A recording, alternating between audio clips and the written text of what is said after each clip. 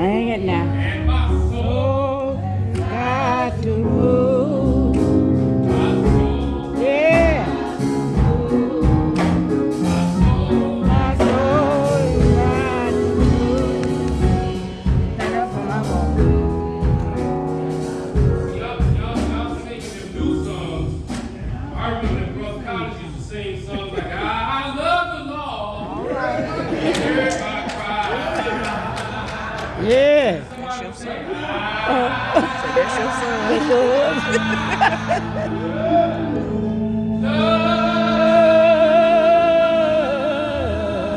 Go ahead, go ahead.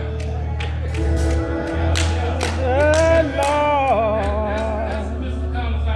He heard my cry and pierced the ground. He's gonna have to use that hook today. All right, girl. You know, He Bro ready Collins, to preach. my dad used to sit over here and he used to say, shine on me. That's my baby, that's my baby, that's my baby. Urban song. Yes, see, they were singing a new song. But I know the man that used to say, pass me not, oh gentle Savior. Hear my Oh, cry.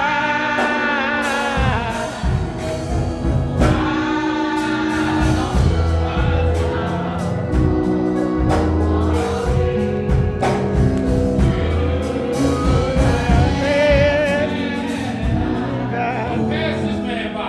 Pass him by. How y'all doing this afternoon? This afternoon, whatever time of day it is. Yeah. So, Mrs. Man with the hook, Pastor, can I take a minute to talk about my friend? All right. That's my baby, that's my baby.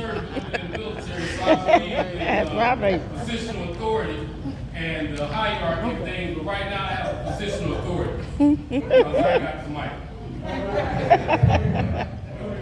Here is the mic.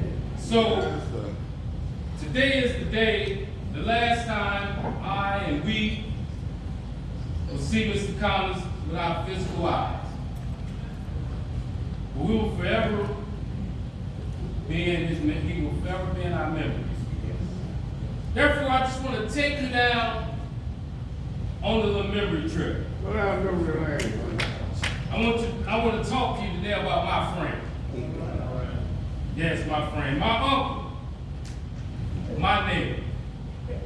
My buddy. I started calling him my buddy when my dad passed. He became my buddy.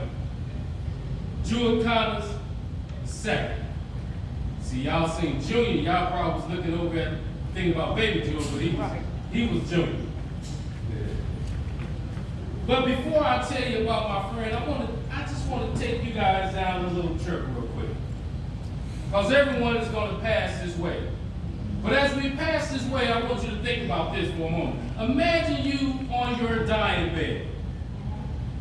And while you're on your dying bed, all of a sudden, you're lying there and your friends and your family and loved ones are all lying, standing over you and they're singing songs of praise, and it's a harmonic, it's a lovely feeling going on in that room, and it's very joyous in that room. The music is playing, it's a very dynamic space. And then all of a sudden, you pass on the glory. Now imagine this, you lying in your dying bed, and all of a sudden, all your talents, your skills, your abilities, the book you were supposed to write, the song you were supposed to sing, the piano you were supposed to play, the guitar you were supposed to play, the message you were supposed to deliver, showed up at your bedside and say, now look at you. You never brought us to earth. You never brought us to pass. You decided to just go on and pass away without bringing us to the marketplace. What a sad day that will be. Well, I'm here to tell you today, That wasn't my friend. I know Pastor Duff said he been doing it for a while, but there's an old bell cow sitting in the back there, my mother. And she told me they called her the bell cow. We moved over at Edgemont in 1972, right next door to the Commons. December 19th. Their address is 8120 Carroll Drive. Their phone number is 398-0737. Been doing that number my whole life. I didn't have to think about it. I'm taking you down memory lane. Our two families were so close. Let me just tell you the magnitude of how close we were. I knew his grandmother. Yeah. Now, many of us can't say you know his grandmother. I remember grandma saying. Yeah. Yeah. Yes, I remember her. Mr. Collins, my dad was Ronald Cowboy. Father gave me going to put his coat. They were the original bad boys for life. They were the real bad boys for life. I recall these great men, these great two men sitting, getting up early in the morning. They'd get up early in the morning. One or two things was happening. Either they were cutting grass or they were heading to Helen's. Having a cup of coffee. One or two things they was doing that, and they did it religiously. But that was years later. Long after the backyard barbecues, the fish fries all night long. Sitting back drinking Milwaukee's best. I told Ken that yesterday. Yeah, they were drinking Milwaukee's best.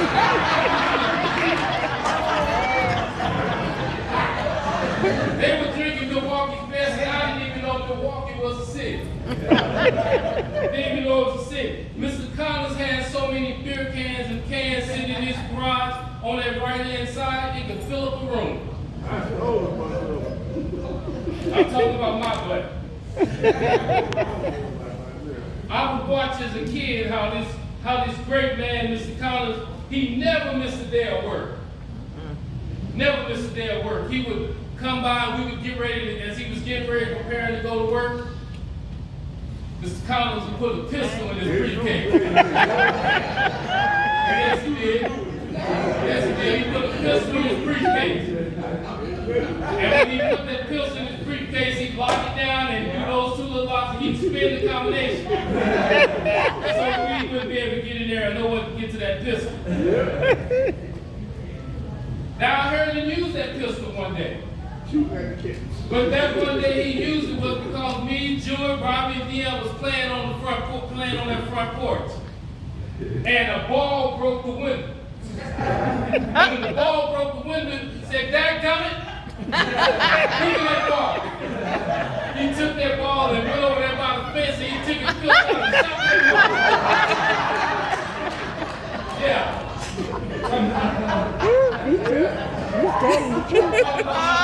He's telling the truth.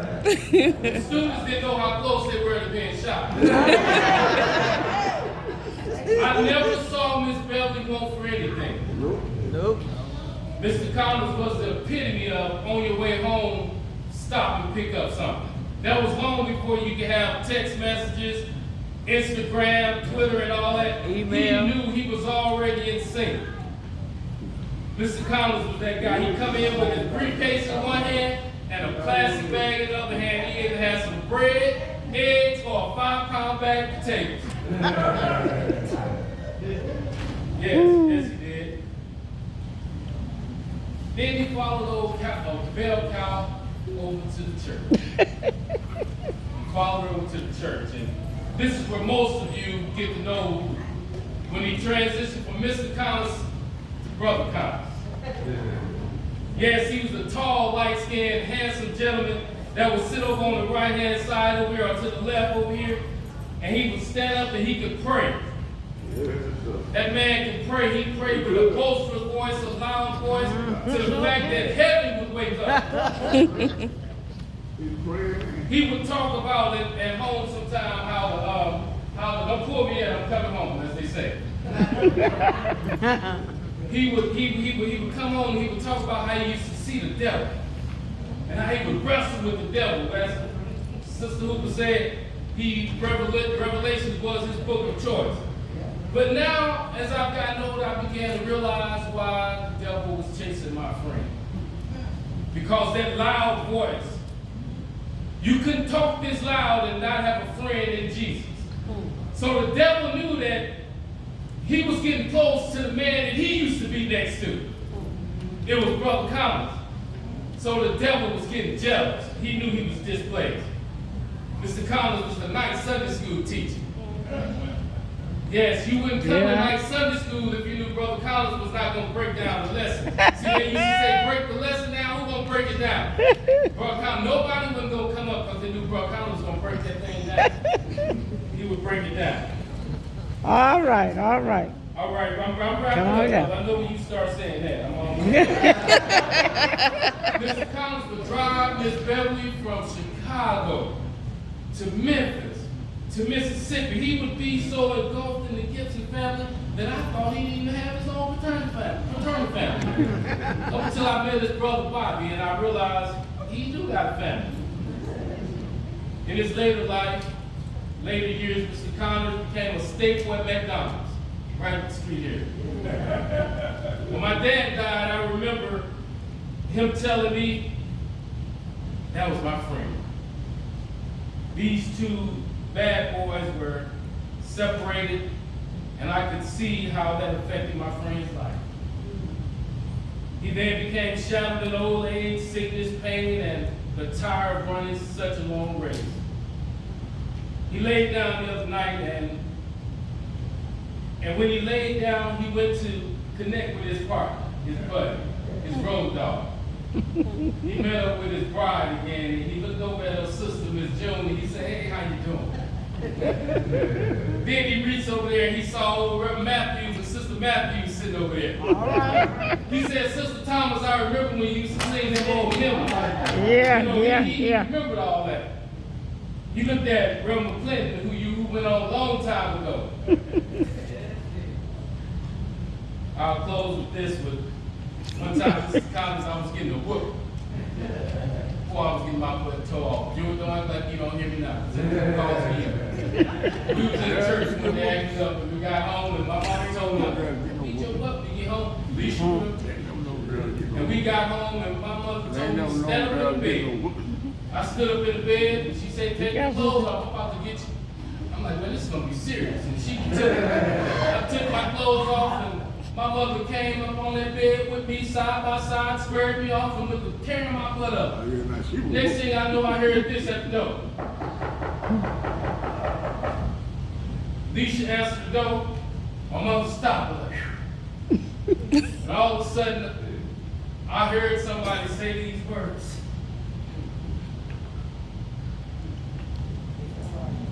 I came to check on Daryl. I came to check on Daryl and see if he was okay. Mrs. Collins? I'm okay, sir. All right. All right now. You checked on me for 50 years. You always was by my side. I knew when I came home I was coming to see you. For that I thank you. That's Mr. Collins I know. Amen. I may not be able to make it to the side tomorrow, so I just want to say something when we say into our passing service. Mr. Drummer Man, I mean, you just, Mr. Drummer Man, where you go? I just need you to just tap that. I just need you to tap just tap the bass drum when I say these words.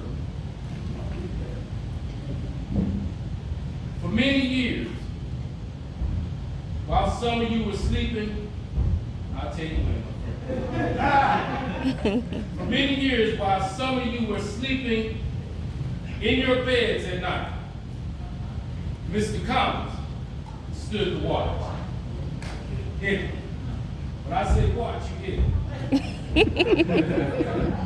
While some of you were in school, learning your trade and learning your skill set, your talent and ability, Private Collins stood to watch. This soldier he stood to watch. In times when storms were and the storm clouds of war were brewing upon the horizon, All right there. Private Collins stood to watch. Today, I'm here to tell you, Brother Collins, Mr. Collins, Jewett, Soldier, you've been relieved, my friend.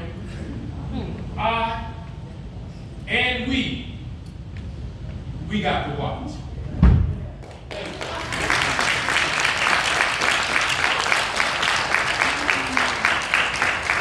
Thank you.